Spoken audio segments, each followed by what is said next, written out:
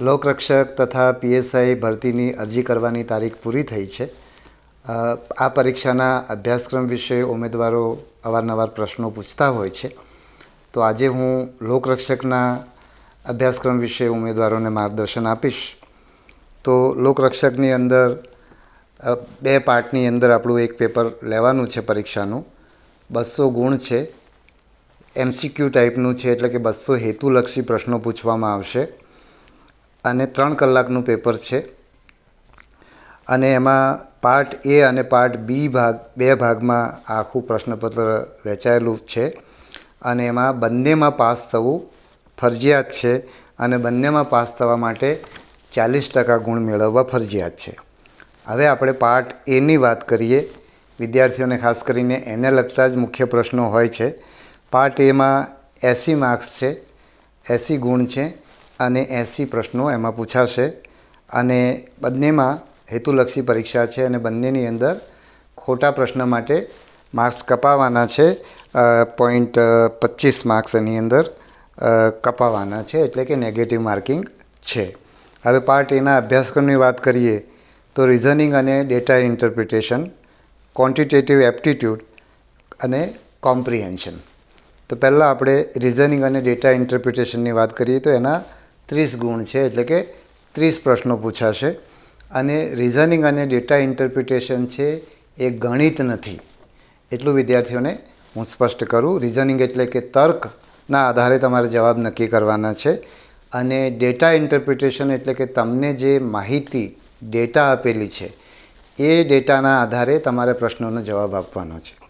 એટલે આ બંને એવા છે કે તમને જે રકમ આપેલી છે, જે વિગતો આપેલી છે પ્રશ્ન, એના આધારે તમારે તર્ક દોડાવીને રિઝનિંગને લગતા, તર્કને લગતા પ્રશ્નો તમારે સોલ્વ કરવાના છે. અને ડેટા ઇન્ટરપ્રિટેશનમાં તમને ડેટા આપેલી છે, જે માહિતી આપી છે અને એ માહિતીના આધારે જે પ્રશ્ન પૂછવામાં આવશે એ પ્રશ્નનો જવાબ આપવાનો છે. એટલે આ બંને ગણિતને લગતા નથી, પરંતુ તમને રકમ સમજતા આવડવી જોઈએ, તમારું મગજ એટલું એલર્ટ હોવું જોઈએ. તમારે આપણે ગામડામાં પહેલાં પલાખા પૂછતા હતા, બરાબર? તો એ પલાખા જો તમને યાદ હોય અથવા ના હોય તો તમારા વડીલોને પૂછજો. તો એ રીતે તમારે માહિતીને સમજવાની છે અને એ સમજીને એના આધારે તમારે જવાબ આપવાનો છે. એની અંદર ગણિત હોય તો પણ કેવું હોય કે સામાન્ય ગણિત હોય, સરવાળો બાદબાકી કરવાનું હોય કે એવું હોઈ શકે, બરાબર છે? હવે એના પછીનું જે 30 પ્રશ્નો છે એ ક્વોન્ટિટેટિવ એપ્ટિટ્યૂડ છે, એટલે કે ગાણિતિક ક્ષમતા, બરાબર? એટલે એની અંદર તમારું ગણિત આવી શકે, બરાબર છે? તો એની અંદર પણ આપણે આ જે ત્રણેય જે છે રિઝનિંગ, ડેટા ઇન્ટરપ્રિટેશન અને ક્વોન્ટિટેટિવ એપ્ટિટ્યૂડ, એમાં આપણે અગાઉ પણ મેં કહ્યું હતું કે ગયા વર્ષે આપણે જ્યારે પરીક્ષા લીધી ત્યારે પણ મેં કહેલું કે આપણે 12મા ધોરણના વિદ્યાર્થીને ધ્યાનમાં રાખીને એ પ્રશ્નો પૂછવામાં આવશે. એટલે તમે 12મા સુધી જે કંઈ ભણ્યા છો એના આધારે તમારી જે ગાણિતિક આવડત વિકસી છે, તર્ક તમારી અંદર વિકસ્યું છે, તમને કંઈ પણ માહિતી, આપણે રોજિંદા જીવનની અંદર માહિતી આવતી જ હોય છે, તો એ માહિતીને આપણે એનું અર્થઘટન કરીને આપણે જવાબ આપવાની ક્ષમતા તમારે કેળવવાની છે. અને એને લગતા પ્રશ્નો ભૂતકાળમાં બીજી જુદી જુદી પરીક્ષાઓમાં ગુજરાત બહાર જ્યાં પણ પૂછાયા હોય અથવા તો એને લગતા પુસ્તકો હોય કે ઇવન તમારા 12માની અંદર પણ એવા કે તમારા નીચેના ધોરણોની અંદર એવા પ્રશ્નો પૂછાતા હોય, તો એને ધ્યાનમાં રાખીને તમારે તમારી એક ક્ષમતા વિકસાવવાની છે અને એના આધારે તમે તમારે જવાબ આપવાના છે. અને આનું જે ધોરણ છે પ્રશ્નોનું, એ ધોરણ 12મા ધોરણ સુધીના વિદ્યાર્થી માટેનું છે. હવે ત્રીજું જે છે કોમ્પ્રિહેન્શન ઇન ગુજરાતી લેંગ્વેજ, એટલે કોમ્પ્રિહેન્શન એટલે કે સમજવું, બરાબર છે? એટલે ગુજરાતી વ્યાકરણનો અભ્યાસક્રમમાં સમાવેશ નથી, પણ કોમ્પ્રિહેન્શનનો છે, એટલે ફકરા પરથી પ્રશ્નોના જવાબ આપવાના છે. એટલે એક ફકરો આપેલો હોય અને એના આધારે એ ફકરાને તમારે સમજવો પડે અને એના આધારે તમને જે પ્રશ્ન પૂછ્યા હોય, એટલે કે એમાં તમારા 4 વિકલ્પો જે આપેલા હોય એ વિકલ્પમાંથી તમારે યોગ્ય વિષય પસંદ કરવાનો છે. એટલે ફરીવાર કહું છું કે ગુજરાતી વ્યાકરણ નથી. ઘણીવાર વિદ્યાર્થીઓ પૂછતા હોય કે અમારે વ્યાકરણ માટે શું વાંચવું, તો લોકરક્ષકની પરીક્ષાની અંદર ગુજરાતી વ્યાકરણ નથી. એટલે આ આપણે પેપર પાર્ટ એની વાત થઈ ગઈ અને પાર્ટ એમાં તમારે 40% ગુણ લાવવા જરૂરી છે. એટલે બંને ભાગની અંદર 40% ગુણ મેળવવાના છે. હવે પાર્ટ બીની વાત કરીએ તો 120 ગુણ છે, એટલે કે 120 હેતુલક્ષી પ્રશ્નો તમારે ત્યાં ત્યાં આવશે અને એમાં પણ 40% પાસ થવું ફરજિયાત છે. 40% ગુણ મેળવવા પાસ થવા માટે ફરજિયાત છે. અને એની અંદર જે અભ્યાસક્રમ છે એ ભારતનું બંધારણ, પછી રોજબરોજના બનાવો એટલે કે કરંટ અફેર્સ, સાયન્સ અને ટેકનોલોજી એટલે કે વિજ્ઞાન અને ટેકનોલોજી, અને જનરલ નોલેજ. તો કરંટ અફેર્સમાં જે આપણી આસપાસ જે કંઈ બની રહ્યું છે એની આપણે છાપાઓના માધ્યમથી, ટીવીના માધ્યમથી, રેડિયોના માધ્યમથી કે બીજા બધા જે માધ્યમો છે એના માધ્યમથી તમારે એની જાણકારી મેળવવાની થાય. અને એના આધારે તમારી પાસે જેટલી માહિતી હોય, તમારી પાસે જે જ્ઞાન ડેવલપ થયું હોય એના આધારે તમે આ રોજબરોજના બનાવો અંગેની માહિતી, બનાવો અંગેના પ્રશ્નોના જવાબ તમે આપી શકશો. સાયન્સ અને ટેકનોલોજી એટલે કે આપણે જેને સાયન્સ ભણેલા છે એવું નહીં. 12મા ધોરણ સુધી તમે જે વિજ્ઞાન ભણો છો, 12મા ધોરણના બધા પ્રવાહના, સામાન્ય પ્રવાહનો વિદ્યાર્થી 12માનું જે 11-12ના વિદ્યાર્થીઓ જે ભૌતિકશાસ્ત્ર કે રસાયણશાસ્ત્ર કે જીવ વિજ્ઞાન ભણે છે એવું નહીં. બધા 12માના વિદ્યાર્થીઓને જે સામાન્ય રીતે ભણવા ઉપલબ્ધ થાય છે એ પ્રકારના વિજ્ઞાન અને એ જ રીતે ટેકનોલોજીને લગતા પ્રશ્નો, કે ટેકનોલોજીમાં પણ ત્યાં જે કંઈ ટેકનોલોજી તમે ભણ્યા છો તે, અને એ સિવાય તમારા જીવનની અંદર જે ટેકનોલોજીનો સામાન્ય રીતે ઉપયોગ થાય છે, સમાચારોની અંદર તમે જુઓ છો, તો એ બધાના આધારે તમારે સાયન્સ અને ટેકનોલોજીની તૈયારી કરવાની થાય. અને જનરલ નોલેજ, દાખલા તરીકે અર્જુન એવોર્ડ શાના માટે આપવામાં આવે છે કે દ્રોણાચાર્ય એવોર્ડ શાના માટે, તો આ પ્રશ્ન છે એ તમારા બીજા વિષયની અંદર સામેલ નથી થતા. અથવા તો એના કરતાં સિમ્પલ આપણે દાખલો લઈએ કે દેશના રાષ્ટ્રપિતા કોણ છે, તો એ ઇતિહાસમાં નહીં આવે, ભૂગોળમાં નહીં આવે, બંધારણમાં નહીં આવે. તો એવી જે માહિતી છે એનો સમાવેશ જનરલ નોલેજની અંદર થાય છે. પછીનો જે એના એવા પ્રશ્નો 40 છે. ભારતના બંધારણના 30 પ્રશ્નો છે, જે રોજબરોજના બનાવ, વિજ્ઞાન અને તકનીકી અને સામાન્ય જ્ઞાન, એના 40 પ્રશ્નો છે અને 40 ગુણ છે. હવે જે ત્રીજો વિષય એની અંદર પાર્ટ બીની અંદર છે એ છે હિસ્ટ્રી, કલ્ચરલ હેરિટેજ અને જ્યોગ્રાફી ઓફ ગુજરાત અને ભારત.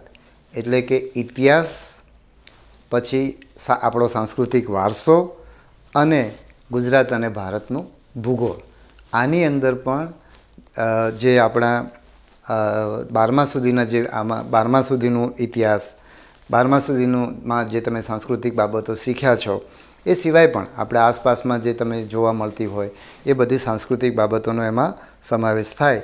અને ભૂગોળ અને ભૂગોળ છે એ તમારે ગુજરાત અને ભારતનું ભૂગોળ જે તમારે 12મા ધોરણ સુધીમાં જે આવે છે એનો તમારે અભ્યાસ કરવાનો થાય. અને આના કુલ 50 ગુણ છે. એમ હેતુલક્ષી પ્રકારના પ્રશ્નો 50 અને એના 50 ગુણ છે. તો અગાઉ મેં તમને ગયા વર્ષે જે લોકોએ લોકરક્ષકની પરીક્ષા આપી છે એમને ખ્યાલ છે કે ત્યારે પણ મેં એવું કહેલું કે તમે 1 થી 12 ધોરણના જીસીઆરટી ને એનસીઆરટીના પુસ્તકો તમે એમાં વાંચો. અને પુસ્તકોની માહિતી, એટલે તમને મનની અંદર એવો પ્રશ્ન થાય કે મારે માહિતીની તૈયારી કરવાની કે સમજની તૈયારી કરવાની, તો બંનેની જરૂર પડે. તમે માત્ર સમજ વિકસાવો અને તમારી પાસે માહિતી ના હોય તો ઘણીવાર જવાબ ના થાય.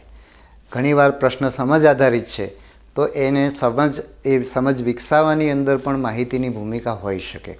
એટલે તમે જૂના પ્રશ્નપત્રો, એટલીસ્ટ મેં જે પરીક્ષા લીધી છે એની અંદર તમે ગયા વર્ષની લોકરક્ષકની પરીક્ષા છે, તલાટીની પરીક્ષા છે, જુનિયર ક્લાર્કની પરીક્ષા છે, તો એ સિવાય પણ જીપીએસસીની અંદર પણ આ પ્રકારના પ્રશ્નો પૂછાતા હોય છે. તો એ પ્રશ્નો બધા તમે જોઈ શકો અને એના આધારે તમે કયા પ્રકારની માહિતી તમારે યાદ રાખવી અને કયા પ્રકારની સમજ તમારે કેળવવી. બીજું, તમારો જે પ્રશ્ન છે પરીક્ષાની અંદર, તો એની અંદર બની શકે કે એનો ઉકેલ ઘણીવાર માહિતીથી આવી શકે. ઘણીવાર તમારી જે માહિતી છે એના આધારે ખરેખર એ પ્રશ્નની માહિતી તમને ખબર ના હોય, પણ તમારી પાસે જે માહિતી છે એના આધારે તમને ખબર પડે કે આ જે જવાબ છે, આ વિકલ્પ છે, આ વિકલ્પ એની અંદર ના આવે. તો એ રીતે તમે અમુક વિકલ્પો ના આવે અને હવે જે વિકલ્પ રહ્યા એમાંથી બાકી રહેલા વિકલ્પમાંથી આ એક વિકલ્પ ફાઇનલી નક્કી થાય છે, અથવા તો આ બે વિકલ્પમાંથી હું એક વિકલ્પ પસંદ કરું છું. એ રીતે તમારે પ્રશ્નોનો જવાબ આપવો પડે. કારણ કે અત્યારના સમયમાં આપણે માહિતી પર આધારિત પરીક્ષા લઈએ તો તમે જ્યારે નોકરી કરવાના છો, તમે સરકારમાં જોડાઈને જ્યારે કામ કરવાના છો, તો એને માહિતી તો તરત જ ગૂગલ સર્ચ કરશે એટલે મળી જશે. પણ એને એની સામે જે પરિસ્થિતિ આવી છે, એની સામે જે માહિતી ઉપલબ્ધ છે, એ માહિતીના આધારે એને પ્રશ્નનો ઉકેલ કરીને લોકોને સેવા પૂરી પાડવાની થશે. આ વાત મેં પંચાયતની પરીક્ષા વખતે પણ કરી હતી અને આજે ફરી પણ કરું છું.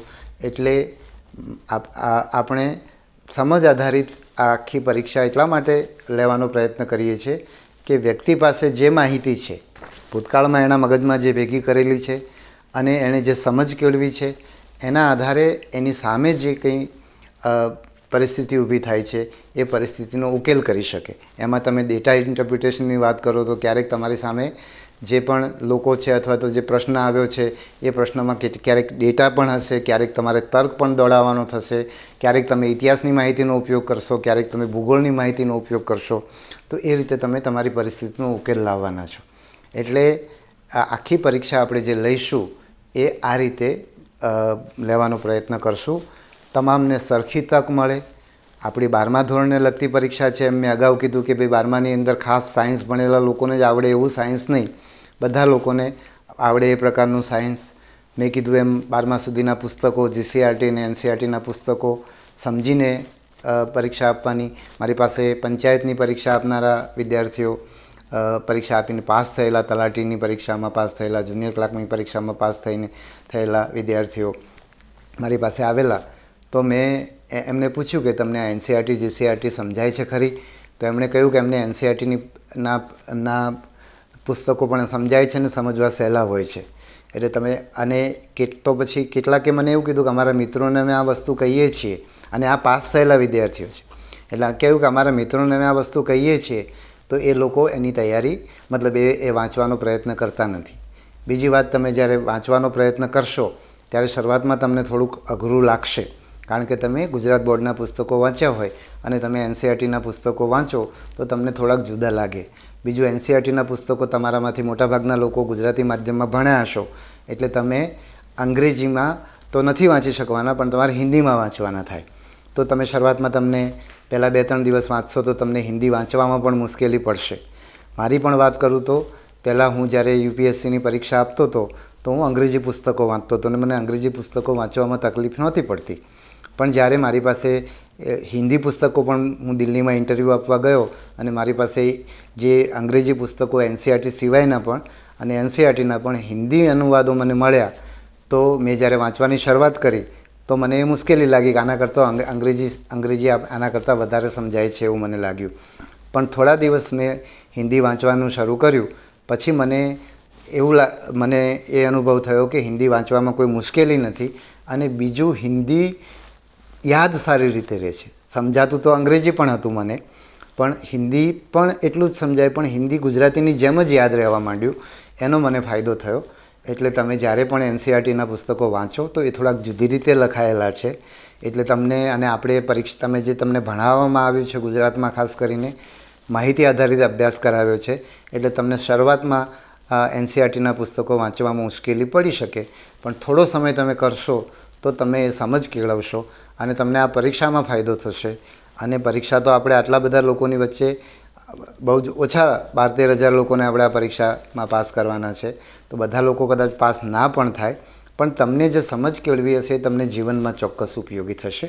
એટલે આને શરૂઆત કરો ત્યારે થોડુંક મુશ્કેલ પડે જ, પણ તમે આ રીતે પ્રયત્ન કરજો.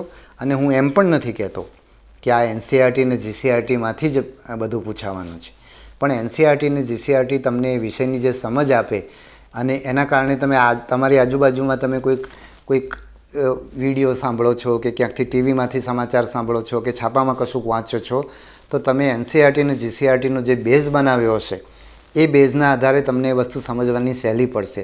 અને એમ કરતાં તમારા મનની અંદર માહિતી પણ ભેગી થતી જશે, યાદ પણ રહેતી જશે અને તમારામાં સમજ પણ ડેવલપ થતી જશે.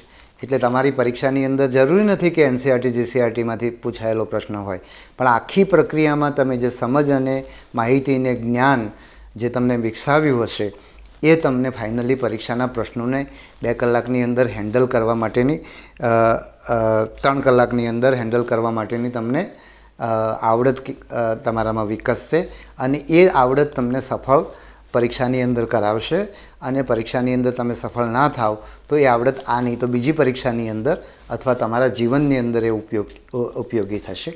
તો ફરીવાર મને જે હું તમને કહી શકતો તો એ કહ્યું. તમારા મનની અંદર એવો વિચાર આવે કે ભાઈ તમે આને ડિટેલ અભ્યાસક્રમ કેમ નથી આપતા. તો લોકરક્ષકની અંદર જ્યારે ગયા વખતની લોકરક્ષકની ભરતી હતી ત્યારે અમે આ વિશે બહુ ડિટેલમાં ચર્ચા કરી હતી અને અમારા બોર્ડે એ વખતે એવો વિચાર કર્યો હતો કે સરકારે જો ખરેખર ડિટેલ અભ્યાસક્રમ આપવાનો થતો હોત તો સરકારે આપ્યો હોત. એટલે આપણે એને સરકારે જે નિયમો બનાવ્યા છે એની અંદર ફેરફાર ના કરીએ. બીજું તમારામાંથી કોઈકને એમ થાય કે ભાઈ ઓનલાઈન જે પરીક્ષા હમણાં લેવાની એની અંદર ગૌણ સેવાએ ક્વોન્ટિટેટિવ એપ્ટિટ્યૂડને એનો અભ્યાસક્રમ આપ્યો છે. તો એ અભ્યાસક્રમ અમે એટલા માટે નથી આપવા માગતા કે ગૌણ સેવાની અંદર એ ઓનલાઈન પરીક્ષા હતી એટલે પરીક્ષા લેનારી એજન્સીઓને એમણે કંઈક સ્પેસિફિક અભ્યાસક્રમ આપવો પડે જેથી એ લોકો રીતે પરીક્ષાની પ્રશ્નપત્ર તૈયાર કરી શકે. પણ અમે અમારી પાસે આપણી પાસે એ લિમિટેશન નથી.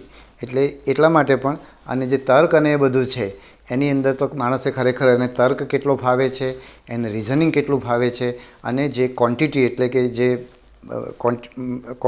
ગાણિતિક જે બાબતો છે એને કેવી રીતે સમજે છે એને ધ્યાનમાં રાખીને એને પ્રશ્નોના જવાબ આપવા પડે અને એને ધ્યાનમાં રાખીને પ્રશ્નપત્ર તૈયાર કરવામાં આવશે.